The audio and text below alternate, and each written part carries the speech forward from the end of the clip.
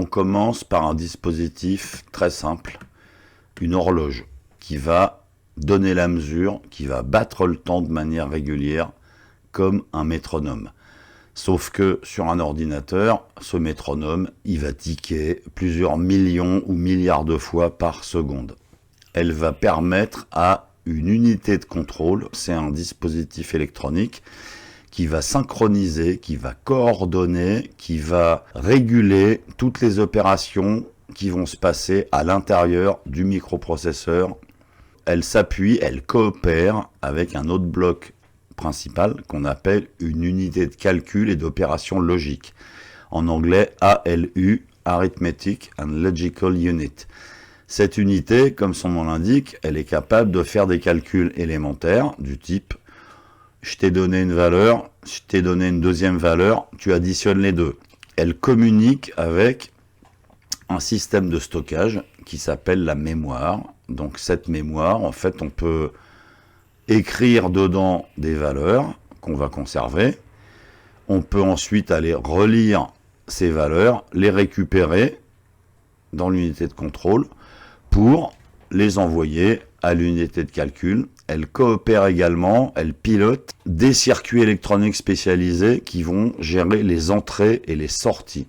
Ces entrées et ces sorties, ça peut être un thermomètre qui va nous permettre de lire, mesurer la température, de l'envoyer à travers ça à l'unité de contrôle, des afficheurs, des écrans à cristaux liquides ou pas. On va pouvoir aussi, par exemple, piloter des moteurs si on a l'électronique adaptée ici, pour le démarrer, pour l'arrêter, pour le faire tourner dans un sens, pour le faire tourner dans l'autre, voire pour moduler sa vitesse de rotation. Des interrupteurs à lame souple, des ILS.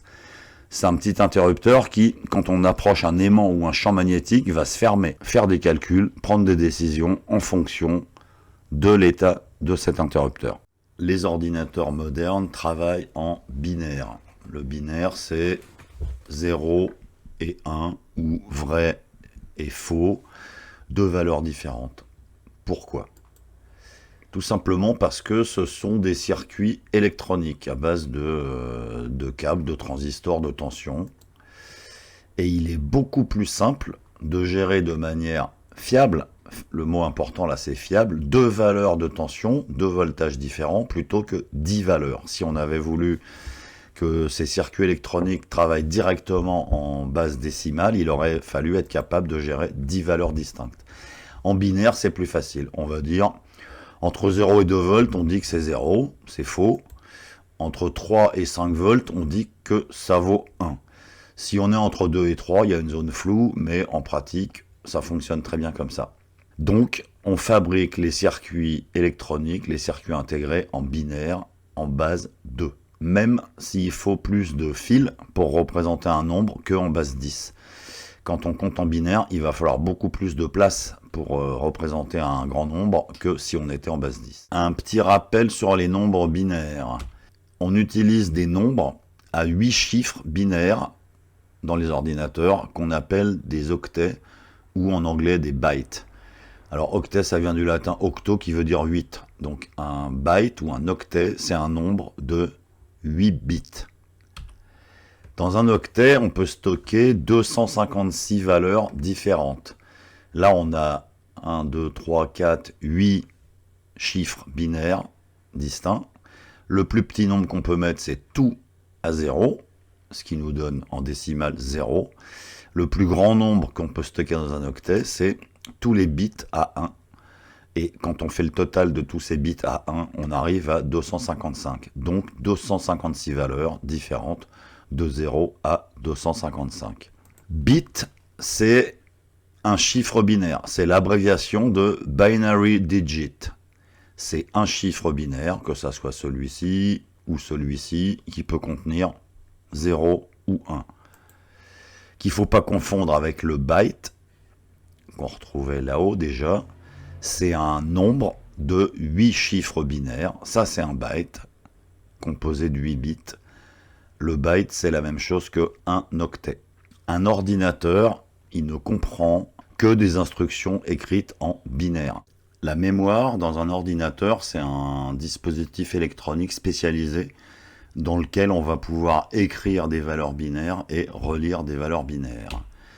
On peut voir ça comme des cases qui font un octet en dimension 8 bits dans lesquelles on peut enregistrer une valeur et la relire.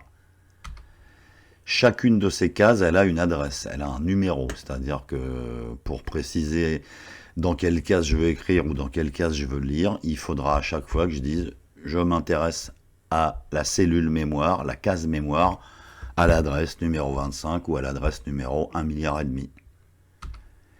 Les ordinateurs récents gèrent des mémoires de plusieurs gigaoctets. Alors un gigaoctet, c'est 1 milliard d'octets, donc on parle de milliards de cases. Dans le cas de l'Arduino, en fait, il faut avoir en tête que l'Arduino, il gère une mémoire qui va se compter en milliers d'octets. On va parler de kilo-octets. Donc kilo-octet, c'est 1000 octets.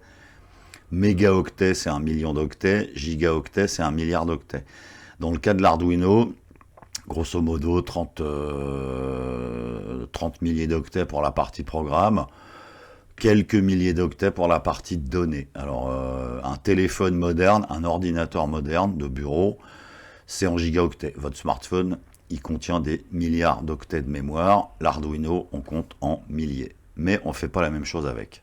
La mémoire, elle va servir à deux choses principalement. Elle va permettre de stocker la suite d'instructions, les ordres que le processeur devra exécuter, et aussi les données, donc des variables, on verra ce que c'est plus tard, dont le programme a besoin pour remplir son rôle. On va s'intéresser maintenant aux instructions, aux ordres qu'est capable de comprendre un processeur ou un microprocesseur. Les instructions, tout simplement, c'est des octets, c'est des nombres, des valeurs numériques que le processeur va aller lire dans la mémoire. Ce processeur, il est construit physiquement, électroniquement, il est câblé pour les reconnaître, on parle de décodage, et ensuite, quand il a reconnu une instruction qui sait exécuter, il va l'exécuter, il va la traiter. Un point important, c'est que dans les unités de calcul ou le circuit de contrôle, en fait, il y a ce qu'on appelle des registres. Alors, un registre, c'est quoi ? C'est une case spécialisée, c'est un peu comme le contenu d'un octet de mémoire, sur lesquels on peut effectuer des opérations de base. Ce qu'il faut vraiment bien comprendre, c'est que les registres ne se trouvent pas dans la mémoire, mais dans le processeur lui-même. Aucun processeur n'est capable directement, par exemple, d'additionner le contenu de deux cellules mémoire. Il va falloir d'abord passer par des étapes plus simples. Par exemple, on va dire au processeur, avec une instruction qui comprend, récupère le contenu de la mémoire qui se trouve à l'adresse 15 et mets-la dans le registre A. Ensuite, on va lui donner une deuxième instruction, récupère le contenu de la mémoire à l'adresse 2520 et mets-le dans le registre B. Ensuite, on va lui donner une troisième instruction, additionne maintenant le contenu des registres A et des registres B. Et puis on terminera par une quatrième instruction. Maintenant que j'ai additionné le contenu de A et le contenu de B, donc le contenu de la mémoire à l'adresse 15 et le contenu de la mémoire à l'adresse 2520, tu vas stocker le résultat de l'addition dans la mémoire à l'adresse 4625, par exemple. Alors pour l'exemple, uniquement pour illustration, on va voir à quoi ressemblent ces instructions dites machines, les instructions que le processeur est capable d'exécuter. Alors j'ai mis, pas d'inquiétude, vous inquiétez pas, on va pas s'en servir directement quand on programmera un Arduino. C'est simplement pour illustrer le sujet. Alors là, ce qu'on voit ici, c'est un tableau qui résume une partie seulement des instructions d'un microprocesseur. Alors c'est pas du tout celui qu'il y a dans l'Arduino, c'est simplement à titre illustratif, c'est un extrait du jeu d'instructions machine d'un processeur qui s'appelait le Z80, qui était fabriqué par Zilog. C'était un processeur 8 bits qui date d'il y a maintenant bien longtemps. Dans ce tableau, on retrouve quoi ? On va prendre donc, ici la colonne et ici la rangée. Ça nous donne le numéro de l'instruction, donc le nombre qui correspond à l'instruction. Par exemple, si on prend cette case ici, donc c'est l'instruction 0,1, elle signifie quoi? Elle signifie je vais charger, LD ça veut dire load, je vais charger les registres B et C avec le contenu de la mémoire à cette adresse, à l'adresse qu'on va indiquer juste derrière l'instruction. On peut prendre une autre instruction, par exemple celle-ci, qui correspond à l'instruction 0,4. INC B, ça veut dire incrémenter B. Donc cette instruction, elle dit quoi? Elle dit incrémenter, c'est je vais ajouter 1 au contenu du registre B. Donc quand j'aurai fini d'exécuter cette instruction, le registre B, il vaudra plus la valeur qu'il avait avant, il vaudra la valeur qu'il avait avant plus 1. Donc on retrouve des instructions, beaucoup d'instructions du type load, alors des instructions de chargement, alors il y a plein de variantes, hein. Un coup c'est le registre BD, un coup c'est le registre BSC, un coup c'est depuis une adresse, un coup c'est depuis autre chose. On va retrouver des opérations arithmétiques élémentaires, vraiment basiques, du type j'additionne les registres A et C, donc tout ce qui est add, ça correspond à des différentes options d'exécution d'addition. Par exemple, on va retrouver des soustractions qui doivent être notées sub, voilà, ici. On va retrouver des opérations booléennes du type je fais un OU logique, je fais un XOR, un OU exclusif, ce genre de choses. Des jumps, des sauts, et puis des trucs un peu plus exotiques, un peu plus compliqués, des push, des pop pour manipuler les piles, etc. Mais l'ordinateur, le processeur, il est capable uniquement d'exécuter des séquences d'instructions vraiment basiques de ce type-là sur les registres. Alors, c'est très fastidieux de programmer en utilisant ça, hein, parce qu'il faut se taper des séquences de nombres en comprenant ce qu'on fait. C'est hyper efficace parce qu'on va pouvoir grappiller chaque octet de mémoire, on va pouvoir se poser des questions sur est-ce que ça va vite, est-ce que ça va pas vite. Depuis, on a inventé d'autres choses qui facilitent la vie et le matériel est beaucoup plus rapide qu'avant. Alors, en synthèse, le fonctionnement simplifié d'un ordinateur, ça ressemble à ça. On a l'unité de contrôle qui est pilotée par l'horloge, l'unité de calcul et la mémoire. Le processeur, il va commencer par lire une instruction depuis la mémoire. Depuis cette cellule-là, l'unité de contrôle va récupérer une valeur numérique qui correspond à une instruction. Ensuite, il va exécuter cette instruction. Dans l'exemple, l'instruction, c'est charge le registre A depuis cette adresse mémoire, tu mets la valeur dans le registre A. Le processeur, ensuite, il va aller lire l'instruction suivante.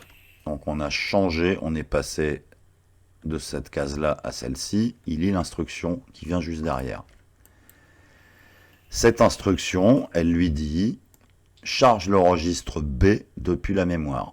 On prend une autre adresse mémoire et on remplit le registre B. Le processeur, ça devient fastidieux, lit l'instruction suivante. On est passé de cette case-là à celle-ci. Cette instruction, elle lui dit additionne les registres A et les registres B. Donc il va exécuter cette instruction. Le processeur va lire l'instruction suivante depuis la mémoire.